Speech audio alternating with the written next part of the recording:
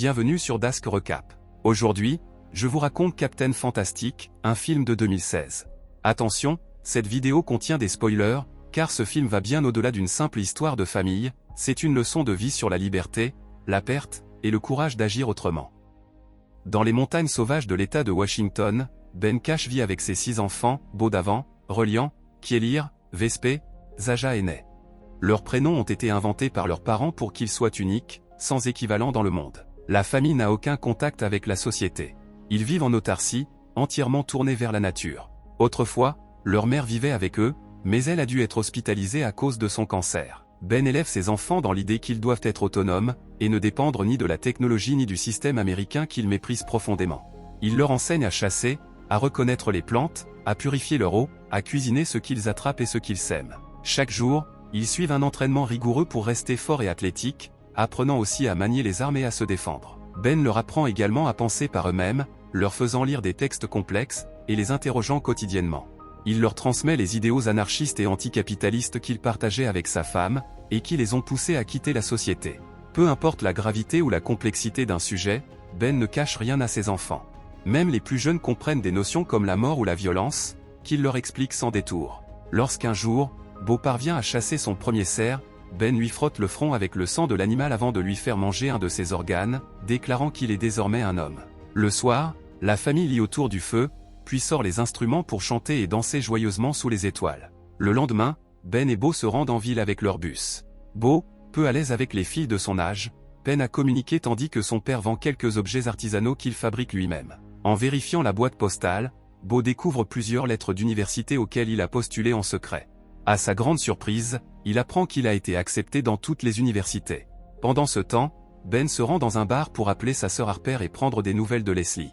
Mais la voix de Harper se brise lorsqu'elle lui annonce que Leslie est morte la veille, s'étant donné la mort. De retour dans la forêt, Ben s'éloigne pour pleurer seul sous une cascade, avant de revenir vers ses enfants pour leur annoncer la terrible nouvelle. Il leur promet que rien ne changera, mais tous fondent en larmes. Submergé par la colère et la douleur, Reliant s'empare d'un couteau et insulte son père, prêt à le frapper avant de se retenir.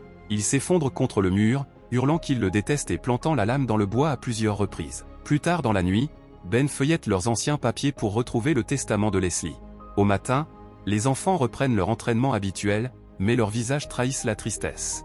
Ils demandent à Ben quand aura lieu l'enterrement de leur mère. Ben finit par appeler son beau-père Jacques, qui n'a jamais accepté leur mode de vie. Celui-ci le menace de le faire arrêter s'il ose se présenter à la cérémonie. Il refuse d'honorer les dernières volontés de Leslie, qui voulait être incinérée et non enterrée. C'est alors qu'Abigail, la mère de Leslie, prend le téléphone et annonce que les funérailles auront lieu dans 5 jours, dans leur église au Nouveau-Mexique. Mais elle déconseille à Ben de venir, craignant que cela ne provoque des tensions. Les enfants, bouleversés, supplient leur père d'y aller malgré tout. Ben leur rappelle que s'il est arrêté, ils seront séparés de lui. Cette nuit-là, il rêve de Leslie, avant de se réveiller et de découvrir ses enfants déjà habillés, décidés à sauver leur mère. Il leur rappelle que c'est impossible, et les renvoie à l'entraînement du jour. Lors d'une séance d'escalade, Reliant glisse et se blesse à la main. Au lieu de le réconforter, Ben le pousse à faire face à la douleur et à continuer, lui rappelant qu'il y aura des moments dans la vie, où il n'aura personne pour l'aider. Quand l'entraînement se termine, Ben comprend que le moral de la troupe est au plus bas. Alors, contre toute attente, ils décident qu'ils iront aux funérailles. Ils prennent la route pendant de longues heures, ne s'arrêtant que pour dormir ou retirer de l'argent à la banque. Le deuxième jour, la police les intercepte pour un contrôle. L'agent remarque que les enfants ne vont pas à l'école et qu'il y a des livres partout dans le bus. Pour détourner ses soupçons, Beau explique qu'ils sont scolarisés à la maison sous le regard de Dieu. Tous se mettent alors à chanter un cantique religieux, ce qui suffit à convaincre le policier de les laisser partir. Après plusieurs heures de trajet, ils s'arrêtent près d'un troupeau de moutons. Mais les enfants refusent de tirer, troublés à l'idée d'abattre des animaux immobiles, visiblement dépourvus du moindre instinct de survie. Affamés, ils se rendent dans un resto pour goûter des plats qu'ils n'ont jamais essayés, hot dog, pancake ou du Coca-Cola, que Ben surnomme « l'eau empoisonnée ». Mais en voyant qu'aucun plat n'est vraiment sain pour la santé, il les fait sortir sans rien commander et les emmène dans un supermarché. Là, Ben simule une crise cardiaque pendant que ses enfants volent discrètement de la nourriture.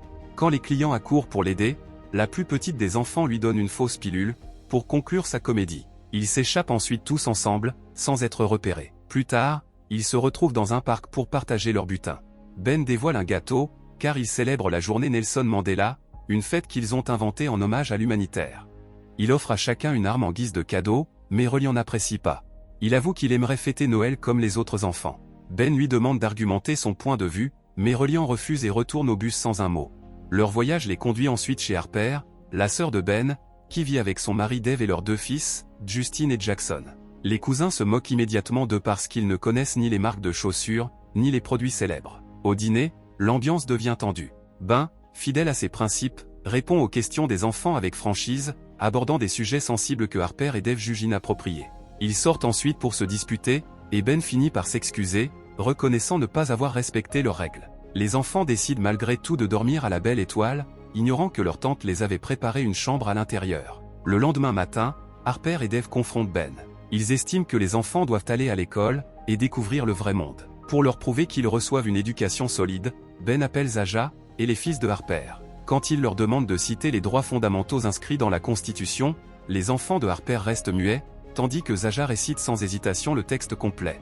Ben déclare que ses enfants apprennent bien plus que dans une école traditionnelle, ce qui met fin à la discussion.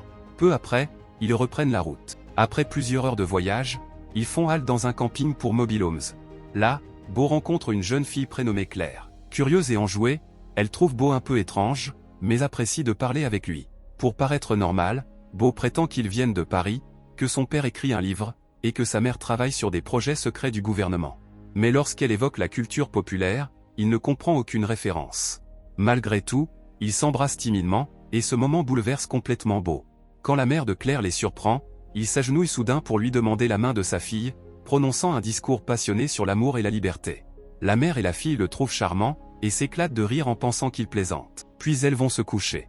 Le lendemain, Beau ne cesse de la regarder à travers la fenêtre du bus alors qu'ils reprennent la route. Après un long voyage, ils atteignent enfin le Nouveau-Mexique. Ils garent leur bus sur le parking de l'église et passent la nuit à dormir à bord. Durant son sommeil, Ben rêve encore de Leslie, comme si elle l'appelait à l'aide. Au matin, la famille enfile ses plus beaux vêtements et entre dans l'église, attirant les regards désapprobateurs de Jack et Abigail, ses beaux-parents. Lorsque le prêtre évoque Leslie et sa petite famille, Ben interrompt la cérémonie pour prendre la parole. Il explique que Leslie était bouddhiste et détestait les religions organisées, et qu'elle aurait détesté cet adieu catholique. Selon sa volonté, elle devait être incinérée pendant que ses proches chantent et dansent pour célébrer sa vie, avant que ses cendres ne soient jetées dans les toilettes. Jack, furieux, ordonne à la sécurité de le faire sortir. Les enfants quittent l'église à sa suite, le cœur serré. Une fois la messe terminée, Jack et Abigail viennent saluer les enfants. Mais Jack dit à Ben qu'il est la pire chose qui soit arrivée à leur famille et qu'il ne peut pas venir à l'enterrement, même si les enfants le peuvent. Ben refuse, ne voulant pas que quiconque lui prenne ses enfants. Pourtant, il monte dans le bus avec eux et suit le cortège, déterminé à empêcher qu'on enterre sa femme. Les enfants le supplient d'arrêter, craignant qu'il soit arrêté, et qu'ils le perdent comme ils ont perdu leur mère. Ben finit par céder et s'éloigne, décidant de camper dans un parc pour la nuit. Le soir, alors qu'ils s'amusent, Reliant confie à Beau d'avant qu'il pense que leur père a rendu leur mère folle et qu'il est dangereux. Il éclate en sanglots, et reproche à son frère de croire que leur vie est parfaite et que leur père est un héros. Ces mots secouent profondément Beau d'avant, qui se met à réfléchir. Il finit par se décider et montre à Ben toutes les lettres d'admission qu'il a reçues d'universités prestigieuses, Harvard, Stanford, MIT, toutes des institutions renommées. Ben est impressionné, mais aussi blessé.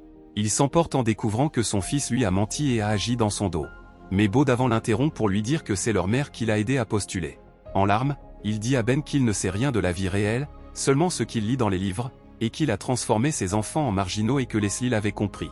Puis il s'en va, avant que Ben ne puisse répondre. Peu après, Ney sort du bus et remet à Ben une lettre laissée par Reliant. Il y explique qu'il a décidé de rester vivre chez ses grands-parents. Ben, bouleversé, prend aussitôt le bus avec les enfants et se rend chez Jack pour le récupérer. Mais Reliant est furieux.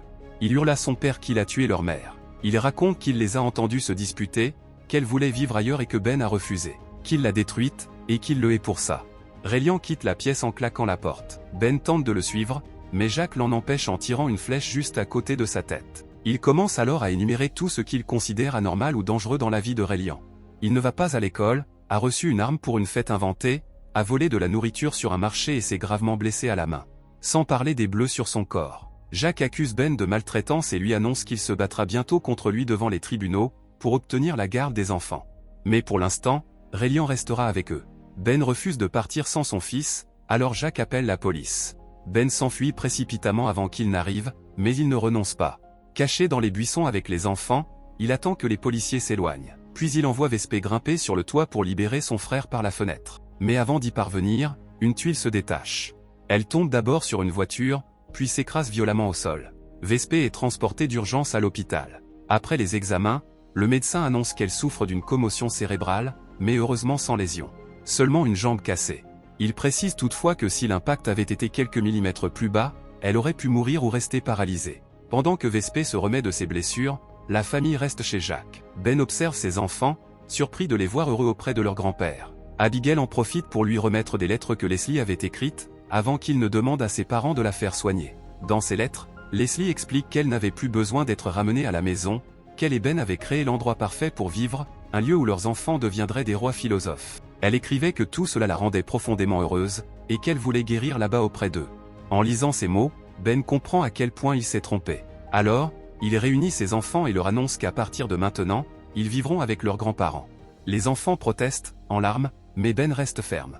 Il leur explique que s'il continue ainsi, il finira par ruiner leur vie. Il demande à Jack de bien s'occuper d'eux, lui serre la main, puis quitte la maison le cœur brisé, avant de reprendre la route à bord du bus. En chemin, Ben s'arrête dans un petit supermarché pour acheter de quoi manger.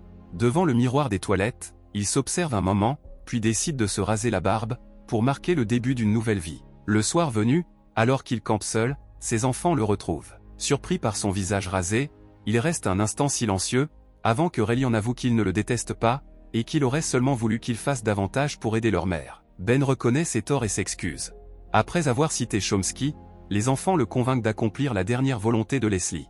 Ensemble, ils reprennent la route du cimetière à bord du bus. Sur le trajet, Beau d'avant se rase aussi la tête pour symboliser un nouveau départ. Arrivés sur place, ils déterrent le cercueil de leur mère, referment la tombe pour que personne ne remarque qu'elle est vide, puis roulent jusqu'à la plage. Là, après un discours chargé d'émotions, ils incinèrent Leslie au bord de l'océan, tout en chantant sa chanson préférée, Sweet Child of Mine. Quelques jours plus tard, la famille se rend à l'aéroport pour disperser ses cendres dans les toilettes, comme elle le voulait. Ils font ensuite leurs adieux à Beau d'avant, qui part à l'étranger pour découvrir le monde. Désormais, Ben et les enfants vivent dans une petite maison en ville. Il leur enseigne encore comment vivre en harmonie avec la nature, tout en les laissant aller à l'école. Il a enfin trouvé l'équilibre entre ses principes et leur bonheur. Abonnez-vous pour plus de vidéos comme celle-ci, activez la notification et laissez un like pour aider la chaîne.